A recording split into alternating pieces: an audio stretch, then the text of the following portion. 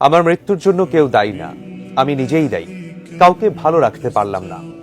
বউ যেন সব স্বর্ণ নিয়ে যায়, আর বাকি সবকিছু মায়ের জন্য।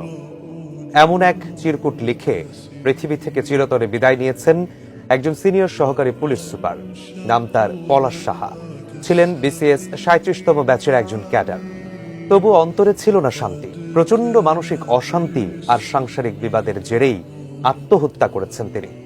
মা আর স্ত্রীর দ্বন্দ্বই কি কাল হলো তার? সাব রেজিস্ট্রার, এডি, এএসপি সহ অনেকগুলো প্রথম শ্রেণীর চাকরি পেয়েছিলেন পলাশ। কোনো কিছুর অভাব ছিল না, কিন্তু অভাব ছিল পারিবারিক শান্তির। সেই অভাবের তাড়নায় নিজের নামে ইস্যু করা পিস্তল দিয়ে নিজেকেই শেষ করলেন পলাশ সাহা। তিনি লিখেন, পুরুষ শারীরিক পরিশ্রম সইতে পারে, লড়াই করতে পারে শত্রুর সাথে, কিন্তু পারিবারিক কলহে সে একদম ভঙ্গুর। বউ এবং মায়ের পছন্দ অপছন্দের চিপায় পড়লে জীবনযুদ্ধে পুরুষ জীবন হারায় অথবা বেঁচে থাকে জীবন্ত লাশ হয়ে। আনুমানিক 11:45 তিনি নিজের মাথায় গুলি চালান। উদ্ধার করা হয় একটি চিরকুট।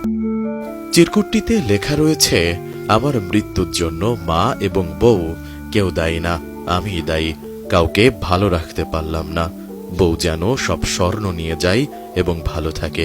মায়ের দায়িত্ব 2 ভাইয়ের ওপর, তারা যেন মাকে ভালো রাখে। স্বর্ণ বাদে যা আছে তা মায়ের জন্য। দিদি যেন কোঅর্ডিনেট করে।